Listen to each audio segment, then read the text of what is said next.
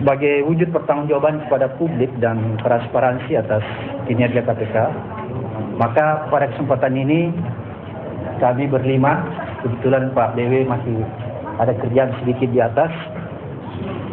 Rupanya tidak terasa kita sudah memasuki 4 bulan pertama ya, sehingga kita berkesimpulan ini perlu kita sampaikan ke hadapan publik hasil kinerja kita, karena ini adalah wujud dari pertanggungjawaban publik.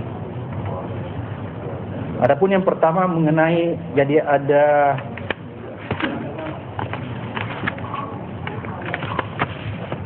poin ya. Poin pertama adalah kerugian keuangan negara yang berhasil diselamatkan. Kemudian yang kedua adalah laporan harta kekayaan penyelenggara negara atau LHKPN. Dan poin ketiga adalah masalah gratifikasi. Kemudian poin keempat adalah pendidikan dan pelayanan masyarakat. Selanjutnya poin kelima adalah pembentukan dan pengembangan kerjasama. Poin keenam adalah mengenai pengawasan internal. Dan yang ketujuh adalah poin mengenai pengaduan masyarakat. Serta poin 8, ini yang sangat penting mungkin sebentar disampaikan, masalah penyidikan dan penuntutan. Selanjutnya poin 9 adalah masalah koordinasi dan supervisi.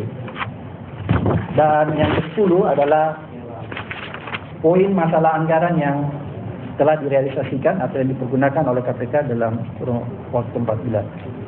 Serta poin yang ke-11 adalah mengenai sumber daya manusia atau SDM. Dan poin yang terakhir, poin ke-12 adalah rumah tahanan kelas 1 Jakarta Timur cabang KPK. Seperti yang Anda sudah lihat, KPK sekarang sudah mempunyai rumah tahanan cabangnya, istilahnya rumah tahanan cabang KPK yang berada di lantai basement gedung ini. Mungkin untuk mempersingkat waktu Pak Johan, karena kami sebetulnya ini masih ada rapat yang sangat penting Mas Yusro ya di atas, tapi kita sudah terlanjur mengagendakan, sehingga kami mohon maaf yang sebesar-besarnya. Saya dan Pak Busro dan Pak Zul akan meninggalkan ruangan ini dan melanjutkan rapat yang sangat penting di atas, rapat yang menyangkut bangsa dan negara. Sehingga sekali lagi kami mohon maaf yang sebesar-besarnya. Selanjutnya acara ini akan dilanjutkan oleh Pak Johan. Oke. Terima kasih.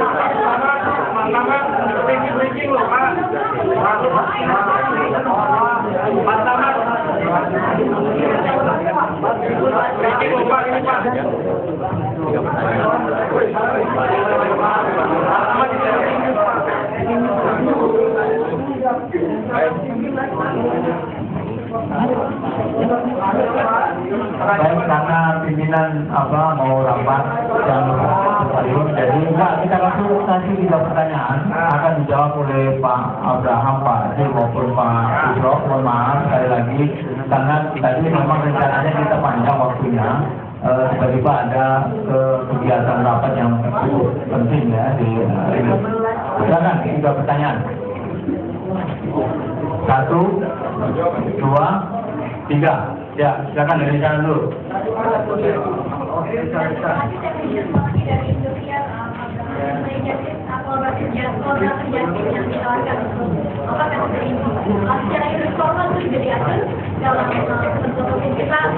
Bagaimana ceritanya kok bisa muncul ada wacana untuk memberikan penawaran justice kepada Amil ini? Satu, kemudian juga manajemen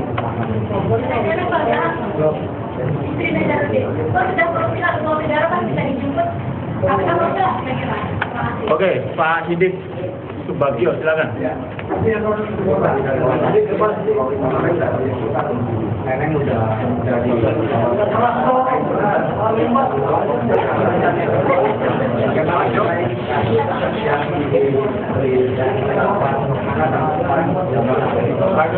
Oke, silakan.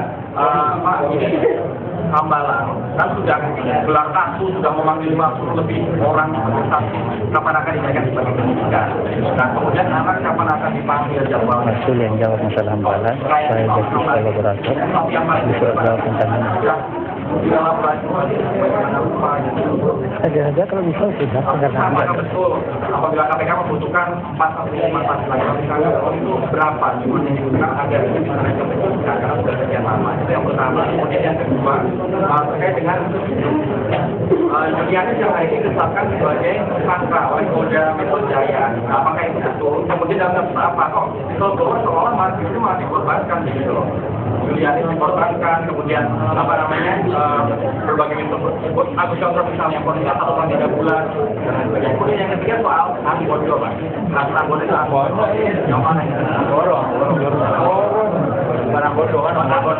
Ini Anggoro yang di luar itu bagaimana ya? Ini kelanjutannya. Ya, biar puas. Jadi ada beberapa pertanyaan saya elaborasi jadi satu. Pertama mengenai justice kolaborator. Apakah pernah ditawarkan atau tidak kepada Angelina? Yang kedua soal nenek kok dijemput. Ya, perginya nggak diantar kok pulangnya dijemput. Tidak Hambalang mengenai nenek juga ya. Nanti mungkin itu dirangkum jadi satu. Yang ketiga mengenai Hambalang. Nanti dua akan dirangkum jadi satu. 3 pimpinan akan menjawab. Kemudian soal Anggoro. Yang ketiga soal penetapan tersangka Julianis. Itu kosong. Oke, baik. Saya mulai dari Pak Ketua dulu. Ya, terima kasih. Saya jawab dari pertanyaan yang pertama mengenai justice kolaborator. Jadi sebenarnya mengenai justice kolaborator itu tidak secara langsung ditawarkannya, tidak secara eksplisit. Tapi kita berharap, misalnya Angelina, ya, dari hasil pemeriksaan itu dia kooperatif, dia mengungkapkan hal-hal yang lebih besar atau dengan kata yang lebih sederhana membongkar kasus ini sedalam-dalamnya, maka yang bersangkutan kita kualifikasikan sebagai justice kolaborator. Oke? Kemudian yang kedua mengenai Anggoro, ya, mengenai Anggoro. Ya, sebentar yang lain ada Pak Busur yang jawab, kemudian Pak Sul. Kemudian yang kedua saya jawab mengenai Anggoro. Jadi sampai saat ini KPK masih terus dalam pemantauan, ya, masih terus dalam pelacakan, sehingga kasus Anggoro ini terus menjadi perhatian kita dan menjadi hal yang sangat diseriusi oleh teman-teman penyidik. Jadi sekali lagi kasus Anggoro ini kita tetap intensifkan dan kita tetap optimalkan. Kemudian pertanyaan-pertanyaan selanjutnya akan dijawab oleh Mas Yusuf. Rekan-rekan wartawan yang saya hormati, tentang Nyonya Neneng, surat yang diajukan oleh pengacaranya Saudara Nazarudin. Catatan kami, surat itu diajukan oleh pengacaranya Saudara Nazarudin, bukan oleh pengacaranya atau bukan oleh Neneng sendiri. Nah, tentu ini cacat hukum, kecuali kalau Neneng memberikan kuasa kepada pengacara Nazarudin untuk keperluan tersebut.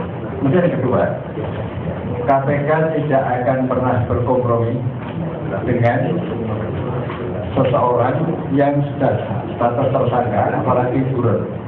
Sehingga kami tidak akan merespon tawaran dari pihak Neneng maupun pihak keluarga Nazarudin. Jadi kami tegas. Itu adalah pendirian dari KPK.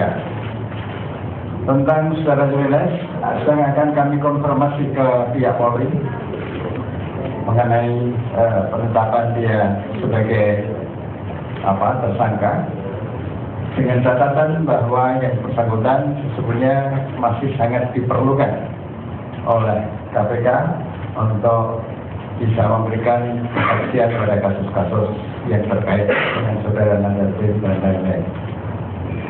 Itu saja yang bisa saya sampaikan. Ya, Pak Sul, masalah Hambalang. Ya, rekan-rekan wartawan yang saya hormati, saya menambahkan apa yang sudah dijawab oleh pimpinannya lain. Mengenai kasus Ambalang, kami masih melakukan penyelidikan, pendalaman penyelidikan. Kami sudah evaluasi, ternyata memang masih memerlukan pendalaman. Banyak hal memang yang perlu menjadi perhatian, di samping keberadaan proyek itu sendiri oleh Menpora, kemudian juga masalah sertifikat tanah, kemudian juga masalah pemborongan menyangkut dengan bangunan, kemudian juga tentu pendalaman juga apakah ada aliran-aliran dana yang tidak wajar, dan integrasi secara keseluruhan tentunya. Barangkali itu yang dapat kami sampaikan. Ya, mudah-mudahan aja bisa kita mempercepat penyelidikan ini ke depannya. Demikian, terima kasih. Ya. Oke ya, terima kasih ya sebesar-besarnya. Terima kasih. Mohon maaf. Ada Mas Johan. Harus meninggalkan ruang pers ini. Dengan demikian kita tutup konferensi pers.